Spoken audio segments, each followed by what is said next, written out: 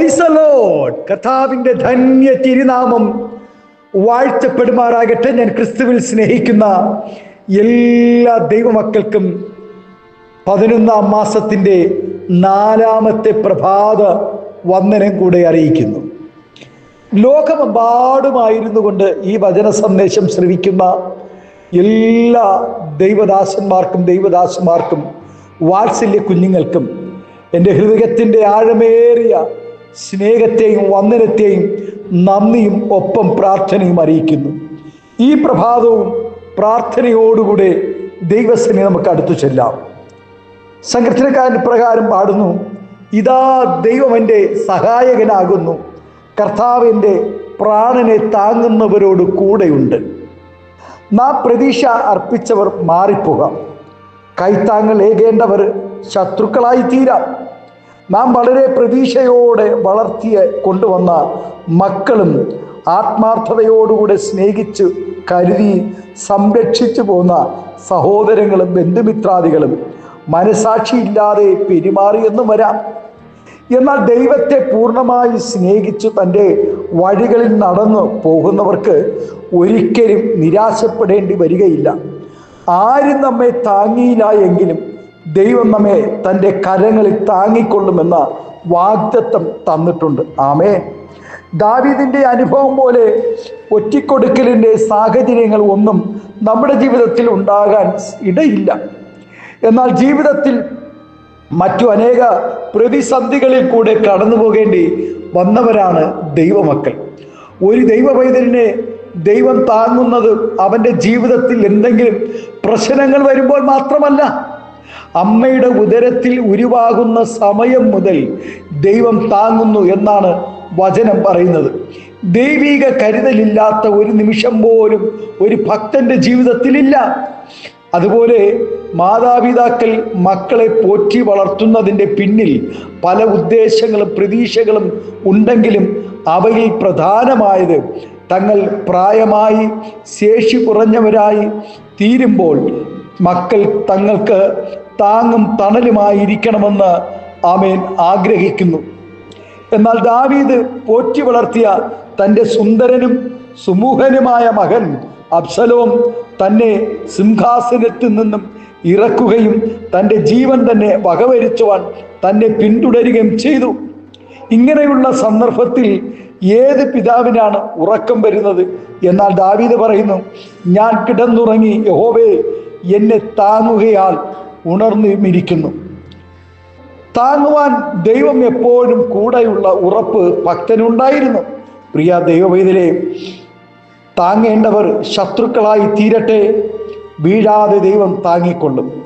ദൈവത്തിൻ്റെ രക്ഷ ഒരു പരിച പോലെ ഭക്തനെ താങ്ങി നടത്തുന്നു എന്ന് ദാവീദ് അവകാശപ്പെടുന്നു.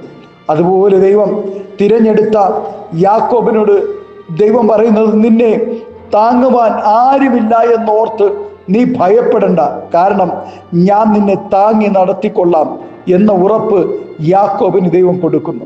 യാക്കോബിൻ്റെ മരണത്തിനു ശേഷം അനേക നൂറ്റാണ്ടുകൾക്ക് ശേഷമുള്ള ഈ വാഗ്ദത്തം എക്കാലത്തുമുള്ള ദൈവമക്കൾക്ക് വേണ്ടിയുള്ളതാണെന്ന് ഈ നാളുകളിൽ നാം ആത്മാവിൽ തിരിച്ചറിയണം. താങ്ങുവാനും സഹായിക്കുവാനും ആരുമില്ലാതെ രാപ്പകൽ അയ്യം വിളിക്കുകയും അലറിക്കരയുകയും ചെയ്യുന്ന ജനകോടികൾ ഈ ഭൂമുഖത്തുണ്ട്. ആരോടും സഹായമില്ലാതെ പീഡിതരും നിരാശരും രോഗികളുമായി അനേകർ മരിക്കുന്നു. എന്നാൽ അതിൽ നിന്നെല്ലാം തികച്ചും വ്യത്യസ്തമായി രക്ഷിക്കപ്പെട്ട് ദൈവകൃപയിൽ ആരാധിക്കുന്ന ഒരു ദൈവവേദന്റെ ജീവിതത്തിൽ ഏത് സാഹചര്യങ്ങളിലും ദൈവം ഒരു താങ്ങായി വെളിപ്പെട്ട് വരിക തന്നെ ചെയ്യും. ആകയാൽ ഒരു മനുഷ്യൻ്റെ വഴിയിൽ പ്രസാദം തോന്നിയാൽ യഹോവ അവൻ്റെ ഗമനം സ്ഥിരമാക്കുന്നു. അവൻ വീണാലും നിലം പരിചയാകയില്ല, അവനെ ദൈവം അവനെ കൈപിടിച്ച് താങ്ങുവാനിടയാകും. നമ്മുടെ ജീവിതത്തിൽ ഓജസ്സും പ്രസരിപ്പും ഉള്ളപ്പോൾ ദൈവവചനത്തിന് ജീവിതത്തിൽ സ്ഥാനം കൊടുക്കാതെ നമുക്ക് ബോധിച്ച വഴികളിൽ ഓടിയിട്ട് ജീവിതത്തിൻ്റെ അവസാന നാളുകളിൽ ദൈവം താങ്ങും എന്ന് വിളിച്ച് അപേക്ഷിച്ചാൽ ഒരിക്കലും ദൈവം നമ്മെ താങ്ങുകയില്ല.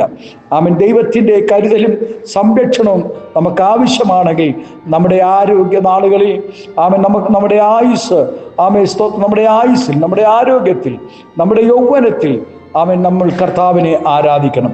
യോസഫിൻ്റെ ജീവിതത്തിൽ കരുതേണ്ടവരും താങ്ങേണ്ടവരും തള്ളിക്കളഞ്ഞപ്പോൾ യഹോവ അവന് താങ്ങും തണലുമായി മാനിച്ചുയർത്തുവാനിടയായി. മരണം വരെ അബ്രഹാം കരുതേണ്ടവളായിരുന്നു ഹാഗർ.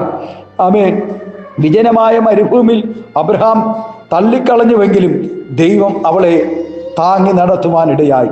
ഇന്ന് പകലിൽ നമ്മെ ആര് മറന്നാലും, നമ്മെ ആര് സ്തോത്രം താങ്ങിയില്ലായെങ്കിലും, ആരും നമ്മെ കരുതിയില്ലായെങ്കിലും സ്വർഗത്തിലെ ദൈവം സ്തോത്രം നമുക്ക് ഒരു കരുതലായി തൻ്റെ കരം നമുക്കായി നീട്ടുവാനിടയ. നമ്മെ താങ്ങുന്ന, കരുതുന്ന ഒരു ദൈവം നമുക്കുണ്ട്. നമ്മുടെ കണ്ണുകളെ ദൈവസന്നിധിയിൽ അടയ്ക്കാം, നമുക്ക് പ്രാർത്ഥിക്കാം.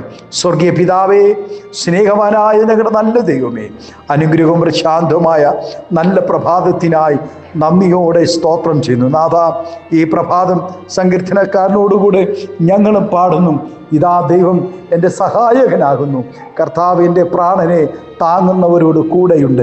ഞങ്ങളെ കഴിഞ്ഞ നാളുകളിൽ കൈത്താങ്ങിയവർ, സഹായിച്ചവർ, സ്നേഹിച്ചവർ, പ്രാർത്ഥിച്ചവർ, ഞങ്ങൾക്ക് വേണ്ടി ശുശ്രൂഷിച്ച കർത്താവ് എല്ലാ ദൈവദാസന്മാർ, ദൈവക്കുഞ്ഞുങ്ങളെ ഞങ്ങൾ ഓർത്ത് സ്തോത്രം ചെയ്യുന്നു. നാഥ, ഈ പ്രഭാതം എല്ലാവരെയും നാഥൻ അനുഗ്രഹിക്കണമേ.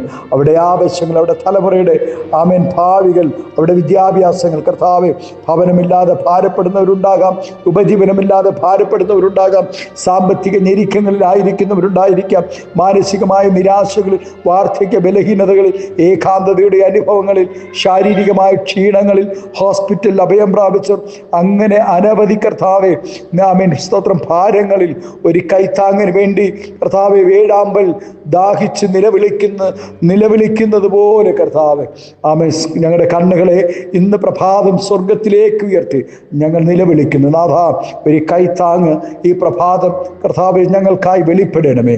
കർമ്മേലിൽ ഏലിയാവിന് വേണ്ടി വെളിപ്പെട്ടതുപോലെ ഒരു കരം ഞങ്ങൾക്കായി ഈ നാളുകളിൽ വെളിപ്പെടേണ്ടതിനായി പ്രാർത്ഥിക്കും. സ്വർഗം അത്ഭുതം ചെയ്യും, മഹത്വം അങ്ങെടുക്കണം. യേശുവിൻ്റെ നാമത്തിൽ കൃപയോടെ പ്രാർത്ഥന കേൾക്കണമേ സ്വർഗീയ നല്ല പിതാവേ. ആമേൻ, ആമേൻ. Thank you. God bless you. ദൈവം എല്ലാവരെയും ഈ പ്രഭാതം ധാരാളമായി അനുഗ്രഹിക്കട്ടെ. Thank U.